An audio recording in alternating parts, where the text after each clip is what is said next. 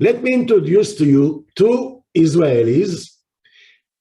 Danny Kahneman on the right, he won the Nobel Prize in economics in 2002. And his partner, Amos Tversky, he didn't win the Nobel Prize because he didn't win because he died in 1996. He would have won the Nobel Prize had he lived.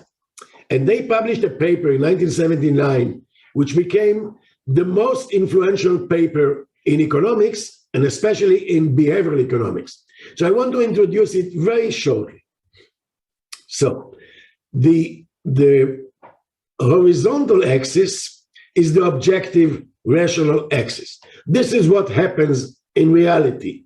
On the right side, some good things, we make money, we lose weight, whatever. On the left side is the bad side. We lose money, we gain weight, we go to prison, we lose hair, whatever. The vertical axis is the emotional axis, the subjective axis. And you can see, so whereas the horizontal is plus and minus, the vertical is pleasure and pain. Now, the point here is not zero.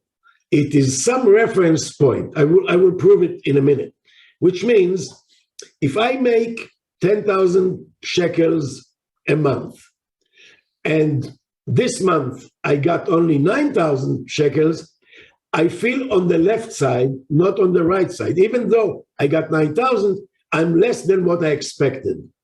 So that's the reference point. And another part of the theory is that the pain when we lose is twice as much as the pleasure when we win. It's all relative.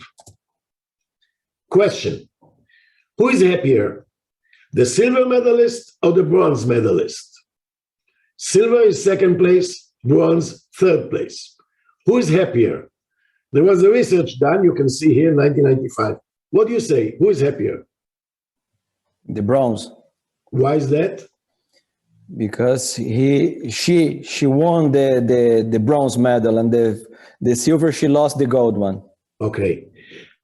I'll use some theoretical words. The reference point of number 2 is number 1. And she feels, I could have won the gold. And the bronze, she says, I almost didn't get anything. You see, here's the result of the research. On the left side is immediately after the event, the sport event. On the right side is an hour later when they were on the podium and they got the medals. Let's hear 30 seconds of on the silver medal. I think I have a problem with that silver medal. I think if I was an Olympic athlete, I would rather come in last than win the silver. If you think about it. You know, you win the gold, you feel good. You win the bronze, you think, well, at least I got something. But you win that silver, that's like, congratulations, you almost won. Of all the losers, you came in first of that group. You're the #1 loser. No one lost ahead of you. Now I have another video. It became very famous. It's 2 monkeys have to perform some assignment. It talks for itself. Let me show you. And there's a very simple task that they need to do. And if you give both of them cucumber for the task, the 2 monkeys side by side, they're perfectly willing to do this 25 times in a row. So cucumber, even though it's really only water in my opinion, but cucumber is perfectly fine for them. If you give them grapes, that's a far better food, then you create inequity between them. The one on the left is the monkey who gets cucumber. The one on the right. Please think about 2 customers of you, okay, of yours. Is the one who gets grapes. The one who gets cucumber, note that the first piece of cucumber is perfectly fine. The first piece she eats. Then she sees the other one getting grape, and you will see what happens. So she gives a rock to us, that's the task. And we give her a piece of cucumber, and she eats it. The other one needs to give a rock to us. And that's what she does. And she gets a grape. And she eats it. The other one sees that. She gives a rock to us now, gets again cucumber.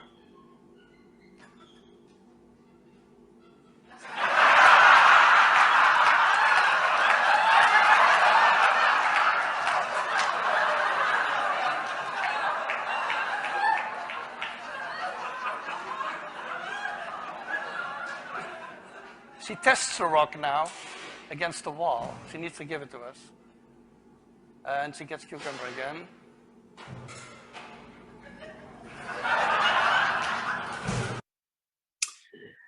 Okay. I want to quote from Dan Ariely's book. Dan Ariely is maybe the best lecturer in behavioral economics. And this is from his book, Dollars and Cents.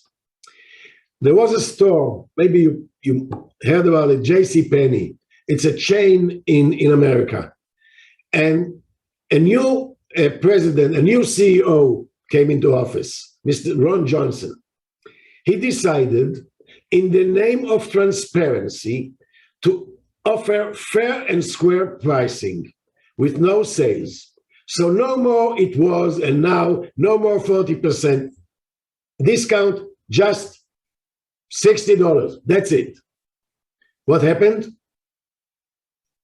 Within a year, JCPenney lost almost $1 billion, and Johnson was out of the job. It was closed. Let me give you another example, and I will ask you, what do you think happened?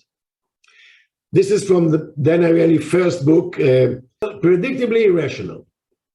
So there is this journal, The Economist, a newspaper. It's one of the best in economics, and they offered their customers two options. Option one was internet subscription for $59 per year, or another option was internet plus paper, which means the newspaper in paper, together $125. 68% chose the internet, and 32% chose the combination. A year after, again they offered the internet for $59, again the internet plus the paper for $125, and they added another option, just paper, $125 per year. Please look at the three options below, red, blue, and purple. First question would be easy, the second one would not be easy. Here's the first one. What percentage chose the paper, only paper, for $125? What do you say? 0, right. Why should they pay the same price when they can get both? So here's my question to you. If we erase the paper, we go back to the original question, internet or the combination. So here's my question, and please use the code. What is the number? You see the question mark. It was 32% before. How much is it now? You're an interesting group here.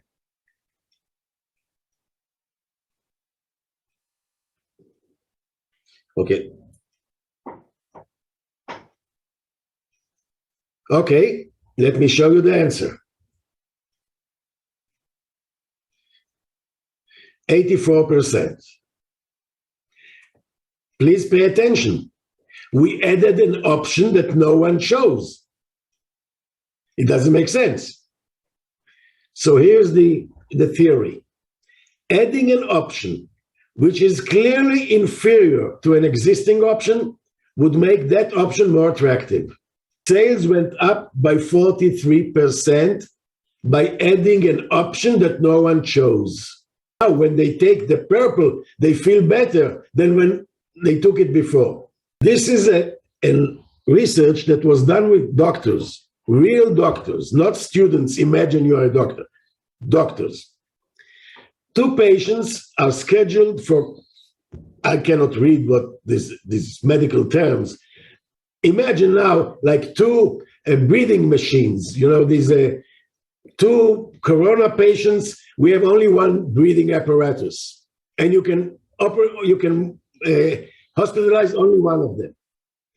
One is a 52-year-old lady journalist or a 72-year-old retired policeman. On which patient would you operate first? They asked the doctors, and the answer was 62% for the woman, relatively young, 52, and the old man got only 38%. Okay. Now, they took another group of doctors and asked them the same question, but they added another lady. So now we have a 52-year-old lady journalist, a 72-year-old retired policeman, or a 55-year-old lady bartender. On which patient would you operate first? They asked the doctors. So I ask you, what percentage shows the old man now? Let me remind you, the old man was 38%.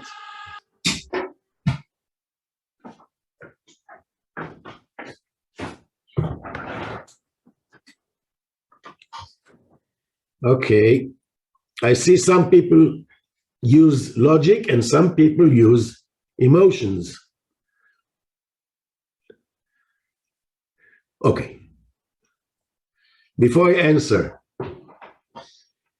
logic says, now there are two young ladies competing with him, so his chances would go down. But what happens? The doctors, they don't know what to decide between the two women. If I take the journalist, people will ask me, why did you choose the journalist, not the bartender? If I choose they don't know what to decide. The old man got 58%. So let me give you the theory. Adding an option which is competitive to an existing option would make a third option more attractive. You know, some decisions are very clear. If you ask a Jewish person, would you like a chicken or pig as meat, I mean, every Jewish religious person would choose chicken. If you ask the question in the morning or at night, when he's alone or with people, it doesn't matter. Always, you know, the kosher, always they prefer the chicken on the pork. But in questions which are not as important, like choosing your wife or husband or career, people, there's so much emotions, and it's like making a decision in a cloud. It's not clear, and the circumstances are very influential when we make these decisions. I want to show you another trick. It's similar to what we did before. It's called the Decoy Effect. Let me show you this video. Imagine you're at a movie theater and you just bought your ticket. Now you head over to the concession stand to buy some popcorn. You can get a small popcorn for $3 or a large for $7. So which one would you choose? We've all been there. You want a decent amount of popcorn, but $7 feels like a ripoff. So if you chose small, you're like most people. We've set up cameras to see what will happen when we offer the same choice to real moviegoers. Can I get you some popcorn? Sure. You can get a small? A small? Sure. Or a large for $7. I'll take the small. These are the sizes. You know what? I'll have a small one and some M&Ms. Okay, sure. And nearly everyone goes for the small. But now, we're gonna see if we can influence your decision making. Here's another decision for you. You can get the small for $3, a medium for $6.50, or you can get the large for $7. So, have you made your choice? Does the large look a bit more appealing now? We've made the same change at the movie theater and stepped back to see what happens. Look at this Do you couple. think more people will buy a large? I'll take a medium sized popcorn, please. Sweetie, it's only 50 cents more for a large. Why don't we get a large? Okay, let's get a large. I think I'll take a large. Sure. Large? Okay. Definitely We'll have a large. All right. All we did was add a medium, and the large has become irresistible. In 2007, I think, a book was published called Nudge by these two gentlemen. The top one is Richard Thaler. He won the Nobel Prize in 2017. And now, in 2021, the final edition, they published another edition just now, 2021. Now, we have only two ladies here. I have to explain something to the ladies before you see the next video. I don't know if you happen to be in a men's bathroom in a public place, but our toilets are not like yours. We are doing it while standing. And usually we stand too far, because of overconfidence. And in one hand, we hold the telephone, and on the other hand, we instruct the other people how to go from one place to another. And let me give you an illustration of a nudge. Some genius, an economist who works for the Amsterdam International Airport, Schiphol, got the brilliant idea to etch the image of a housefly in the urinals in the men's bathrooms at the airport. You see, a picture of a fly. This image of a housefly, it looks extremely realistic. It's located just near the drain. Now, it turns out that men, when they're taking care of their business, they're not fully attending to the task at hand. But, and I'm sure there's an evolutionary explanation for this, if you give them a target, they will aim. And according to the people who run the airport, spillage has been reduced by 80%. Now, that housefly has become my favorite illustration of a nudge. So what's a nudge? A nudge is some small feature of the environment that attracts our attention and alters our behavior. Nudging is done by what we call a choice architect, which is a fancy term for anyone who influences the choices that you make. Take the example of the cafeteria downstairs. Somebody had to decide where to put the salad bar, where to put the burgers, where to put the ice cream, where to put the coffee. That person is a choice architect because the arrangement of the food influences the choices that we make. So for example, in our cafeteria, you have to go by the salad bar to get to the burgers. That increases the chance that you're going to go for the salad, which is a good thing. So another domain in which we see nudges is in safety. There's a beautiful road here in Chicago called Lakeshore Drive, and there's a dangerous S-curve right downtown where people are constantly wiping out. So what the city's done is painted lines on the road, and as you drive up to the most dangerous part of the curve, the lines are closer together, which gives you the illusion that you're speeding up, so you tap the brake and slow down, which is exactly what you want to do. You've been nudged. Donation of organs after death. In these countries, Denmark, Holland, England, and Germany, like in Israel, people who are willing to donate organs after their death have to enter the internet to opt in. And the percentages you see in blue, in red.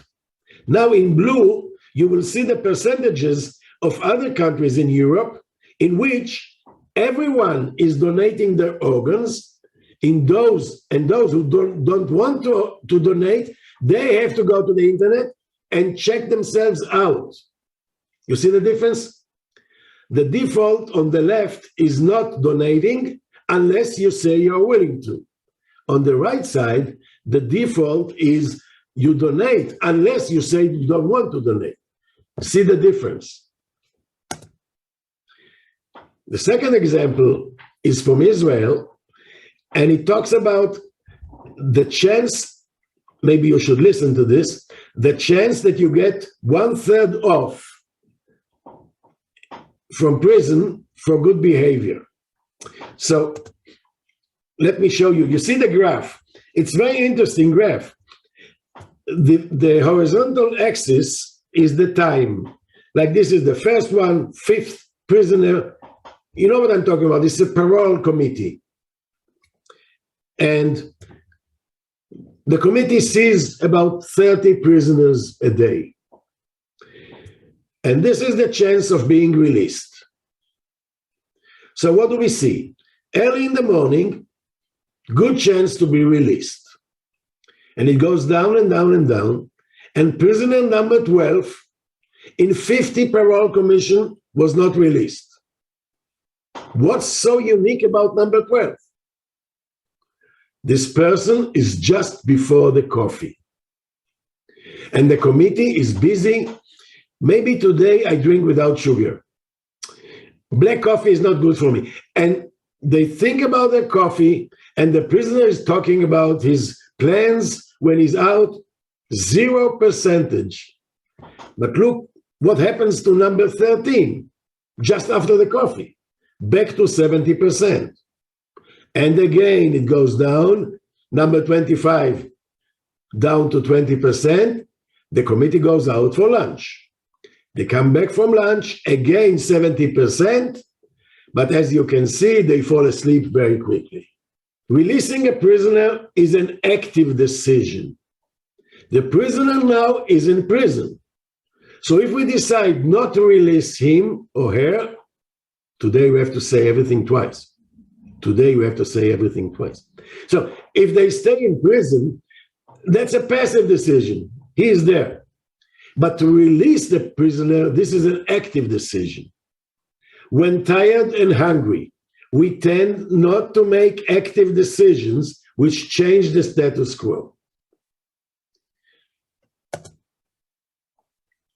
Is it better to make decisions in the morning or the afternoon? Let's see this video from Professor from Stanford.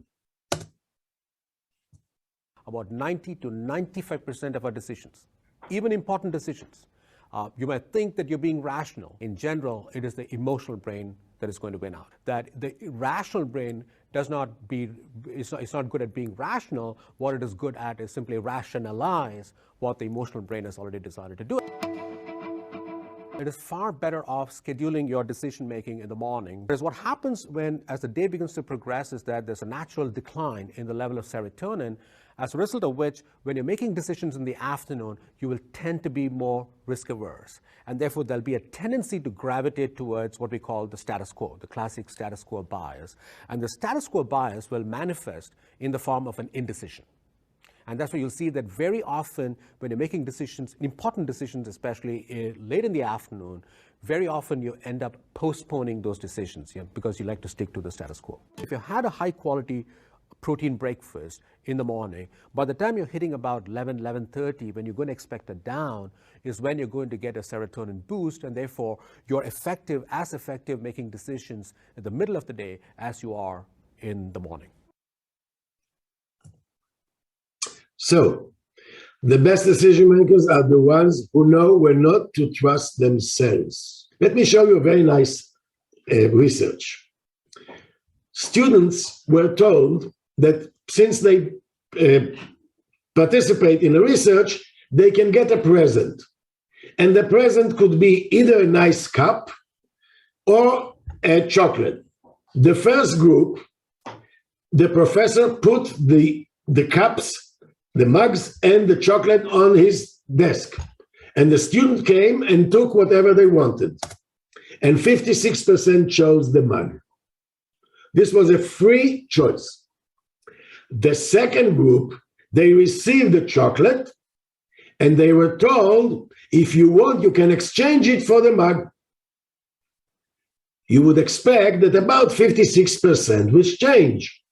Why? If the first group, 56% chose the mug, so more or less in the second group would be the same. But only 10% chose the mug. Let me remind you this graph.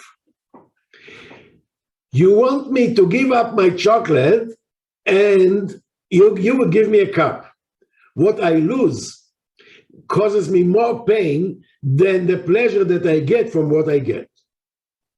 Okay? Asymmetrical. The third group, they received the cup and were offered to exchange it for the chocolate. 89% chose the mug. Now look at the three groups. They could have either the mug or the chocolate, whatever they want. And look at the difference. It's called the status quo effect. A passive decision to stay is easier than an active decision to change.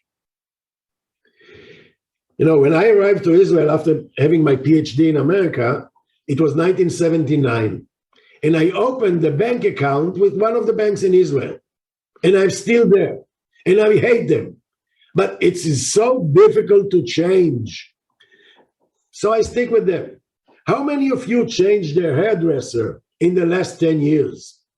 I mean, we stay with the same hairdresser until he dies, or until we die. Once a year, I give a course in decision-making to judges. And there was another meeting, and one of the judges said, you know, I heard you 2 years ago in the course that you gave us, and I changed the way that I judge. And here, look what he says. Before, I sent a message to the two lawyers of the man and the woman who get divorced. This is my proposal. Let me know within a week if you accept it.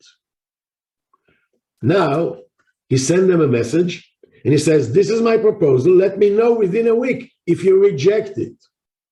The only change is in the default. On the left, the lawyers have to respond. On the right, if they don't respond, that's it. It's done.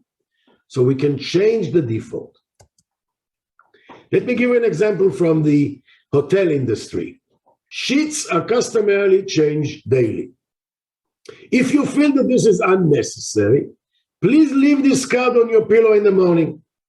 Your bed will be made, but your sheets will not be changed that day. Okay, so save Mother Earth. The default is they change the sheets unless you tell them it's not necessary. Compare it with this hotel. If you wish to change your bed sheets, please place this card on the bed. In this hotel, they don't change the sheets unless you ask them to do it. That's the difference between passive and active decisions. Okay, so let's talk about active and passive decisions. Some years ago, a student of mine, a lady, called me on the phone, and she said that she has a major decision to make, and she wanted to talk with me. And she came to my office, and she told me the following story. I'm 42 years old. I'm happily married. I have 3 children, 19, 17, 13. And last week, I realized that I got pregnant. And I'm a religious person. I'm against abortions. But, you know, I'm 42. I have a son in the army, and I began dancing classes, you know, very strange reasons. And I don't know what to do. Should I have an abortion or not? What do you say? So, of course, I said, I cannot tell you what to do, but I have a way to offer you how to make the decision. And the way is change the decision from active to passive. And I said to her, imagine that you wake up in the morning and you realize that you had a miscarriage and you lost the baby. You didn't decide anything. It happened by God or by nature. How do you feel when you realize that you had a miscarriage? Are you happy or not?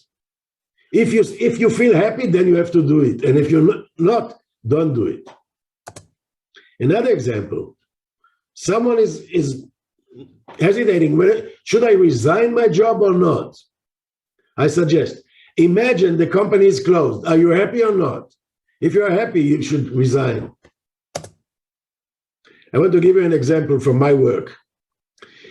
Usually, the passing grade is 60. But all my students who get in the test between 50 and 60, I pass them. I give them 60. So one day I get a call from a student, and he says, Yossi, you know, I got 55 on the test, and you gave me 60. Could you please return the 55 grade? And I said, why? He says, I want to go for a second test. You know, in Israel, they can have 2 chances to pass the test.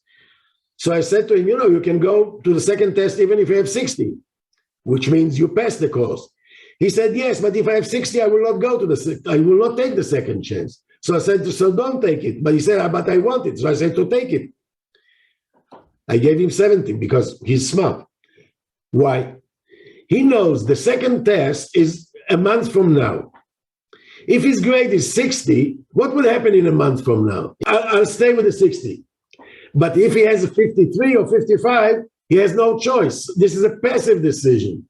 He realized that. He wants me to be his accomplice. So he would have to do what he wants to do, but he knows he would not want to do it when it happens.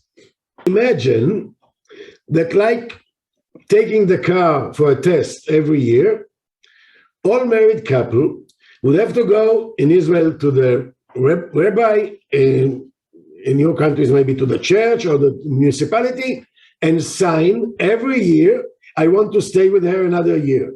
And she says, I want to stay with him another year. If both of them don't sign, you're divorced. Could you imagine what would happen to the rate of divorce? Let me summarize 10 types of nudges. I'll put them all here.